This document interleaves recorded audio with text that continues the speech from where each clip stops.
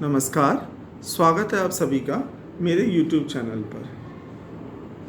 बहुत दिनों बाद आप लोगों से मुलाकात हो रही है और मिलकर आप सबसे बहुत अच्छा लग रहा है। आप सब कहेंगे मैंने बहुत दिनों बाद वीडियो बनाया, पर सच बताऊं, आजकल इतनी ज़्यादा व्यस्तता है, इतना ज़्यादा कार्य है, इतना ज़्यादा काम करने को है कि समय ही नहीं मिल पाता वीडियो बना पाने का। सच बात आप लोगों को बता रहा हूँ, पर कोशिश मेरी यही रहती है कि वीडियो मैं आपको जल्दी से जल्दी आप तक पहुंचा दूं और रोज़ ही वीडियो बनाऊं, पर पॉसिबल नहीं हो पाता। पर इस पर मैं जो हमारी यूट्यूब चैनल की को-ओनर हैं और जो आपको रेगुलर वीडियोस दे रही हैं, मैं उन मैडम का बहुत बहुत धन्यवाद करना चाहता हूं, क्योंकि सिर्फ वो ही हैं जो अभी तक हमारे इस यूट्यूब चैनल को अच्छी ग्रोथ दिला रही हैं और बहुत अच्छा कार्य कर रही हैं।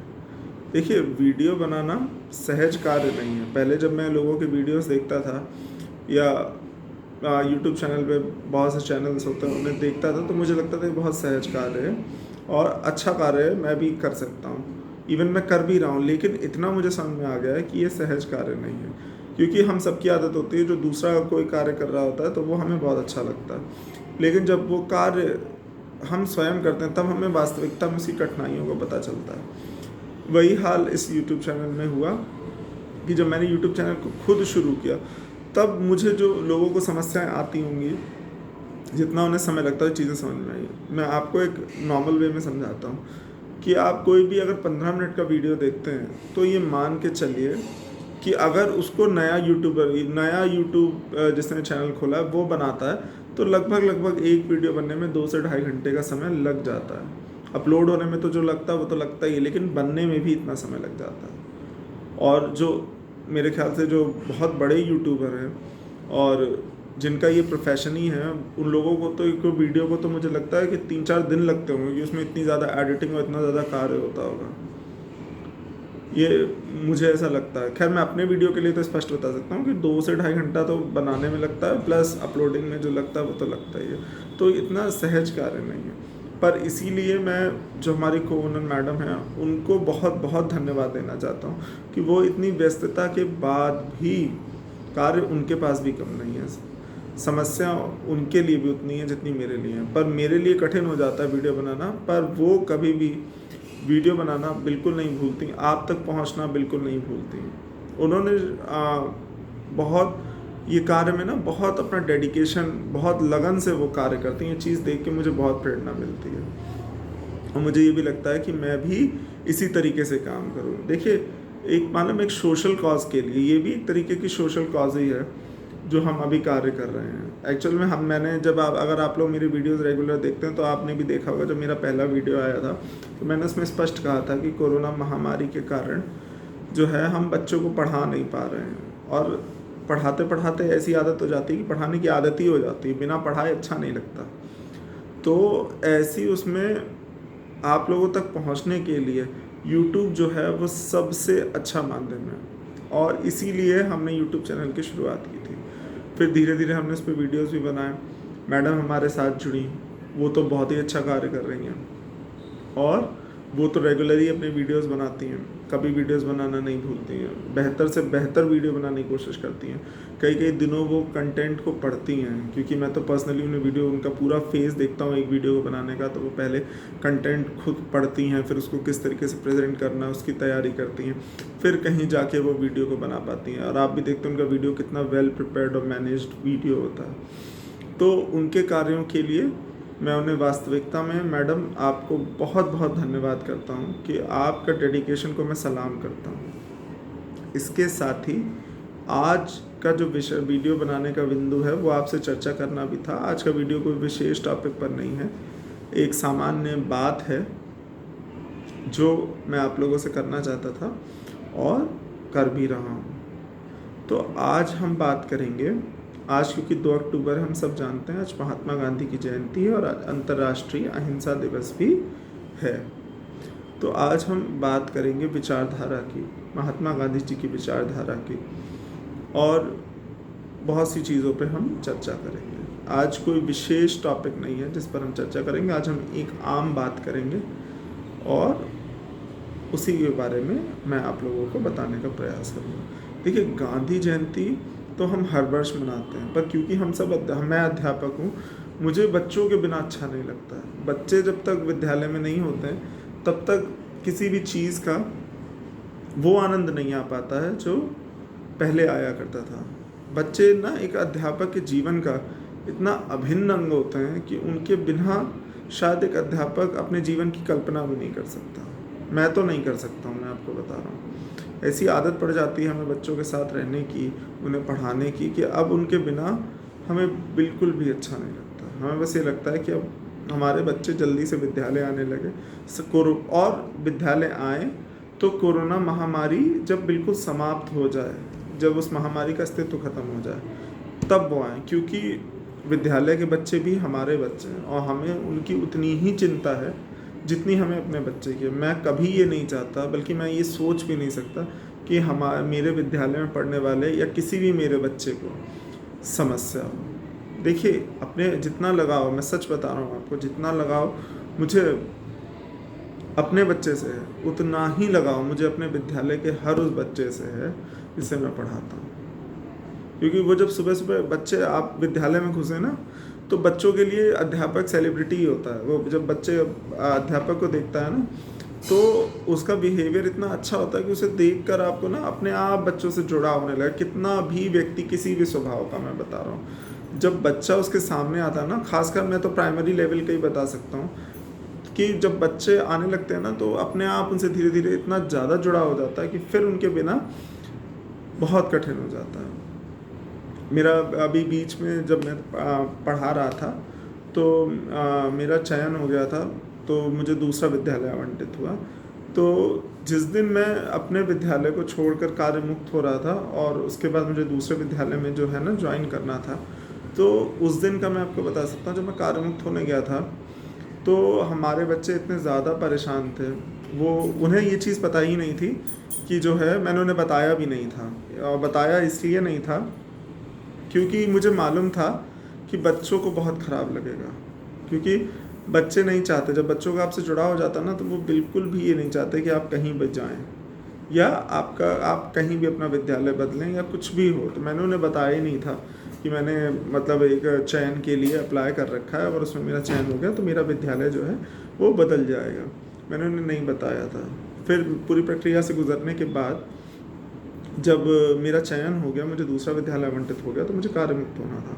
उस दिन उसके दूसरे दिन जब मैं विद्यालय गया, मैंने जाके उन्हें अपने हेड मास्टर को या अपने प्रधानाध्यापक को जब वो पत्र दिया, मैंने कहा कि सर अब मुझे कार्य मुक्त कर दीजिए। तब मेरे प्यारे बच्चों को पता चला कि सर अब जाने वाले हैं। और बच्चों को इतना बुरा लगा, बच्चे मुझसे पूछ रहे हैं सर अब पढ़ाने आप नहीं आएंगे, और सर आप जा रहे हैं, तो बहुत ख़राब भी लगता है। मैं वास्तविकता बता रहा हूँ, उस दिन मैं कार्य मुक्त बस हुआ, और मैंने शायद बहुत जल्दी गया। मैं गया सिर्फ इसीलिए, जल्दी मैंने इसलिए की, मेरा बहुत मन था कि मैं बच्चों के पास रुकूं, कुछ देर बात कर लूँ बच्चों से, क्योंकि जितना वो मुझे प्यार करता हूँ उतना मैं भी उन्हें प्यार करता हूँ। तो फिर बहुत जल्दी मैंने अपना सब कुछ कार्य मुक्त होकर मैं अपने विद्यालय से चला गया। और जाने का कारण यही था कि अगर मैं वहाँ रुककर बच्चों से बात करता, तो शायद फिर मैं उस विद्यालय को छोड़कर दूसरे विद्यालय में नहीं जा पाता, क्योंकि इतना लगाव हो गया था उन बच्चों से।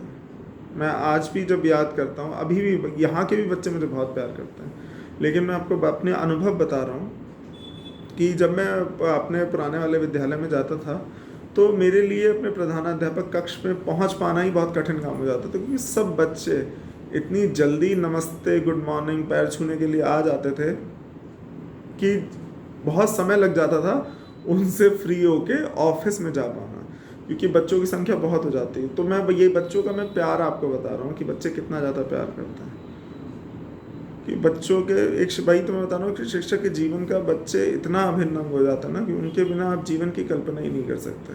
और वही हाल यहाँ पे हो जाता है। लेकिन अब तो तस्वीर ही बदल गई है। अब तो वो ऐसा हो गया जैसे वो दिन थे हमारे।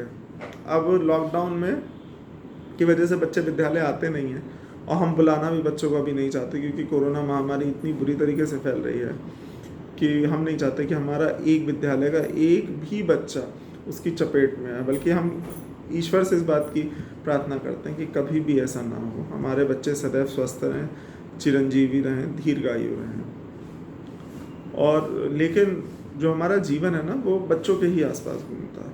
अब उन बच्चों के पास हम जाते भी हैं, मान लीजिए हम विद्यालय गाँव गए भ्रमण के लिए, तो बच्चों के पास हो आए, लेकिन वो बात नहीं आ पाती। ये चीज़ें बहुत बदल गई हैं और इसीलिए अब हम चाहते हैं कि जल्दी से, इसीलिए मैं कह रहा हूँ कि जल्दी से कोरोना महामारी जो है वो पूर्णतः ख़त्म हो जाए, उसकी वैक्सीन आ जाए, हमारे बच्चे वापस से हमारे विद्यालयों में आने लगे। अब पर मैं ये बिल्कुल नहीं, क्योंकि बच्चे विद्यालय आ नहीं रहे हैं, पर मैं ये नहीं चाहता कि उनकी पढ़ाई किसी भी तरीके से ना प्रभावित हो। इसी मोटिव से मैं आपको बता रहा था मैंने यूट्यूब चैनल क्यों शुरू किया। मैंने इसी मोटिव से यूट्यूब चैनल को शुरू किया था।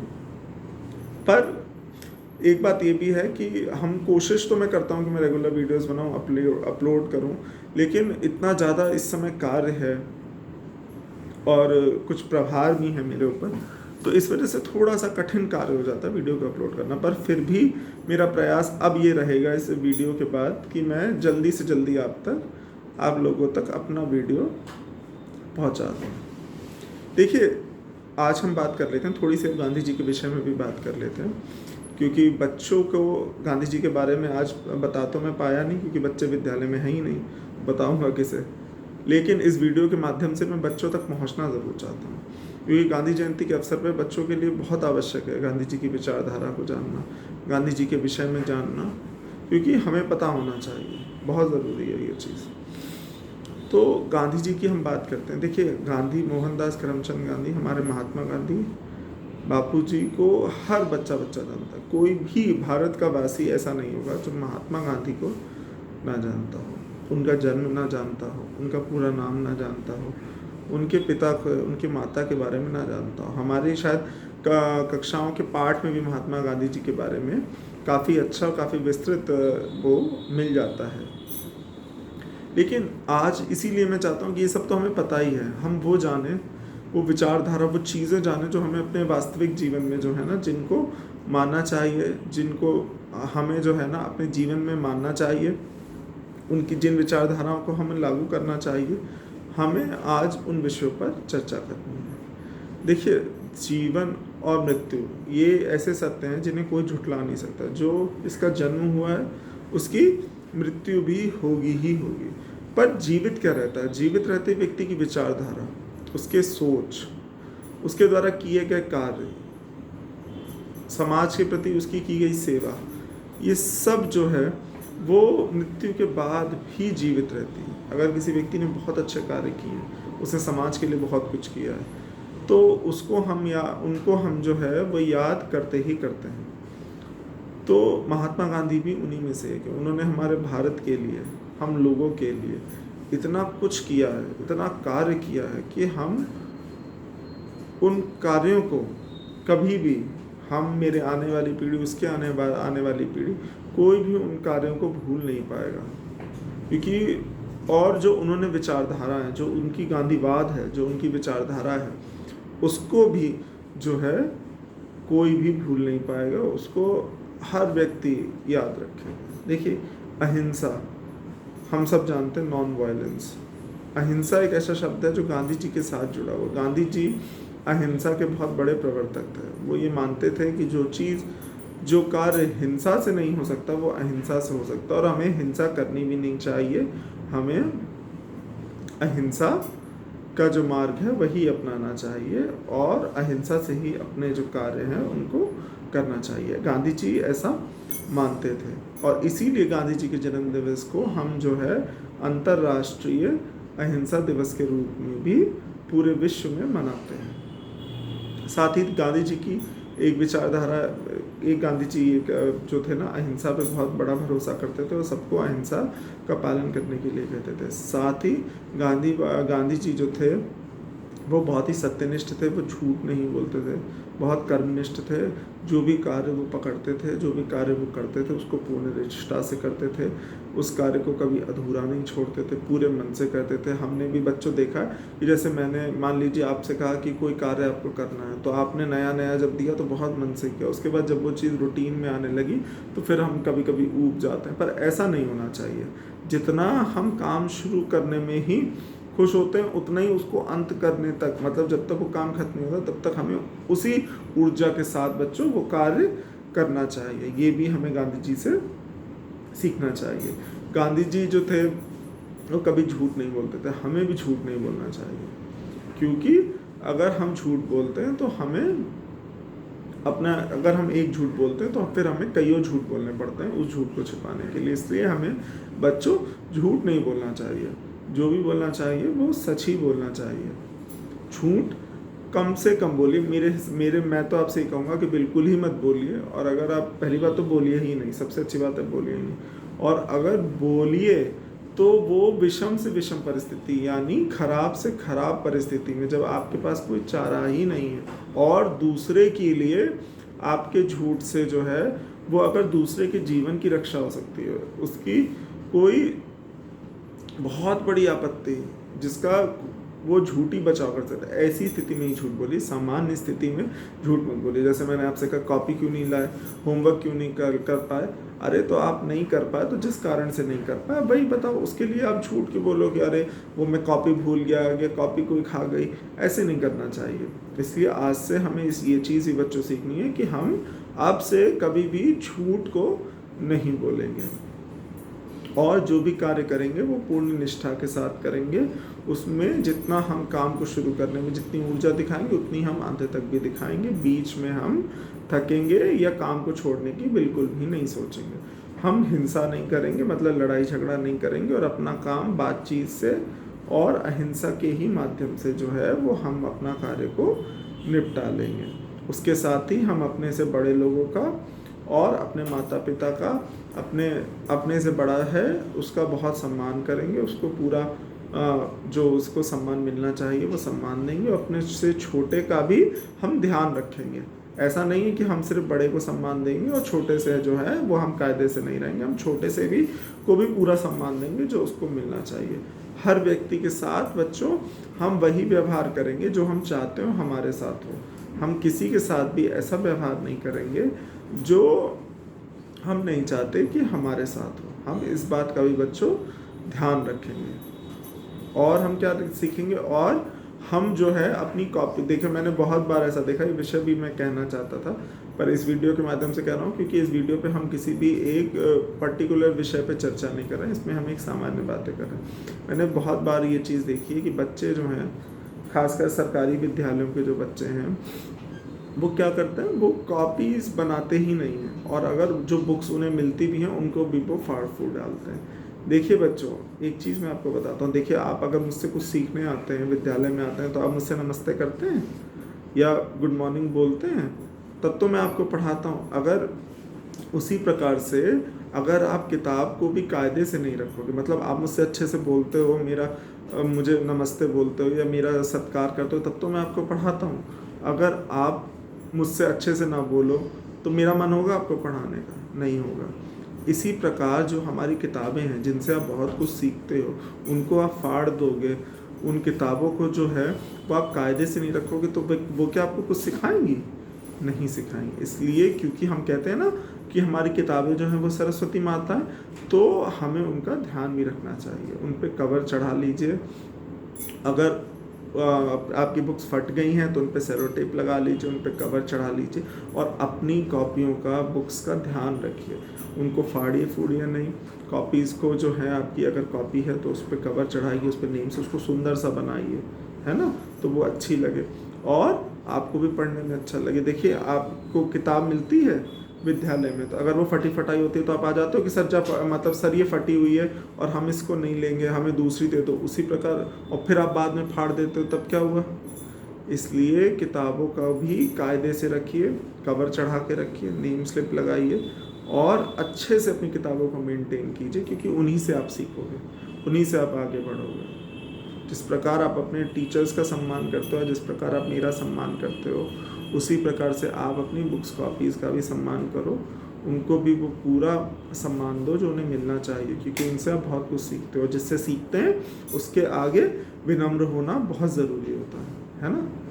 नहीं, एक आपने संस्कृत का श्लोक है, मुझे याद नहीं, पर मैं आपको हिंदी अनुवाद बता देता हूँ कि फल से जो भरा हुआ वृक्ष होता है ना, जिसपे फल बहुत ज़्यादा लदे होते हैं, वो सदैव झुका हुआ होता है, लेकिन जो जिस वृक्ष पे फल नहीं होते वो बिल्कुल सीधा खड़ा हुआ होता, तना हुआ।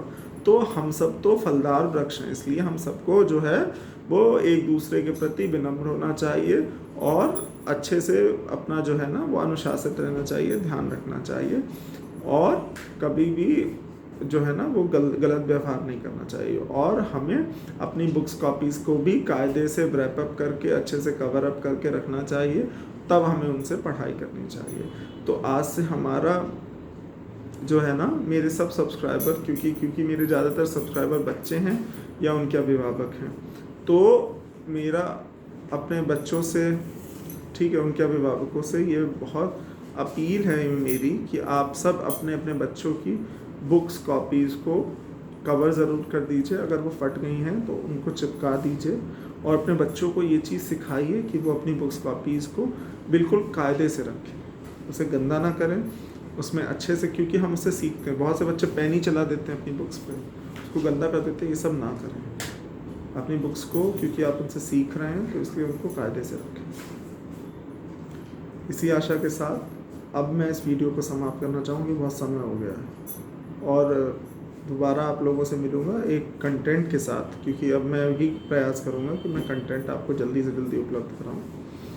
और यदि आपको मैं आज की मेरी बातें अच्छी लगी हों तो प्लीज़ मेरे वीडियो को लाइक कर दीजिए, शेयर कर दीजिए, और जो भी अभिभावक ऑल ओवर इंडिया मेरे चैनल को देखते हैं या जिन्हें मेरा पढ़ाया हुआ है, मेरी बातें अच्छी लगती हैं, प्लीज़ मेरे चैनल को अगर आपने अभी तक सब्सक्राइब नहीं किया तो सब्सक्राइब कर लीजिए, शेयर कीजिए, ज़्यादा से ज़्यादा शेयर कीजिए, क्योंकि मेरा उद्देश्य ये है कि मैं ज़्यादा से ज़्यादा लोगों तक अपनी बात को पहुंचा पाऊँ और उनकी बात को सुन पाऊँ। धन्यवाद।